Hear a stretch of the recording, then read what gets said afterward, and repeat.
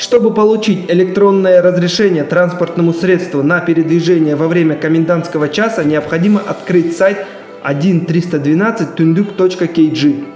На первой же странице вы увидите инструкцию транспортным средствам, каких организаций и ведомств положено получать данное разрешение. Обращаем ваше внимание, что предоставление заведомо ложных документов и нарушение порядка использования данного электронного разрешения заявитель понесет ответственность согласно законодательству Кыргызской Республики. Данное электронное разрешение транспортному средству дает вам возможность передвижения во время комендантского часа только в городе Бишкек.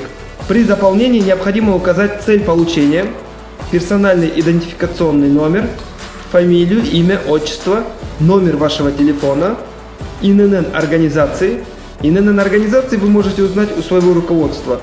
Далее прикрепляете копию своих документов и копию свидетельства о регистрации транспортного средства. Указать госномер автомашины и марку автомобиля. Если имеются дополнительные пассажиры, с которыми вы будете регулярно передвигаться, то необходимо указать их данные. Указать, с какого по какой период времени вам необходимо данное разрешение. Нажимаем «Сформировать». После обновления страницы вам будет доступно следующее окно, где указаны ваши данные, которые вы указали, и статус вашей заявки. В течение 24 часов вашу заявку рассмотрят и выдадут решение, одобрено или не одобрено.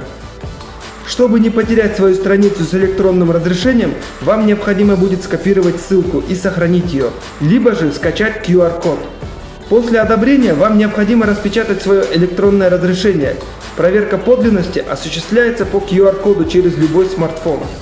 Если у вас возникли дополнительные вопросы, можете позвонить в колл-центр комендатуры на короткий номер 1312.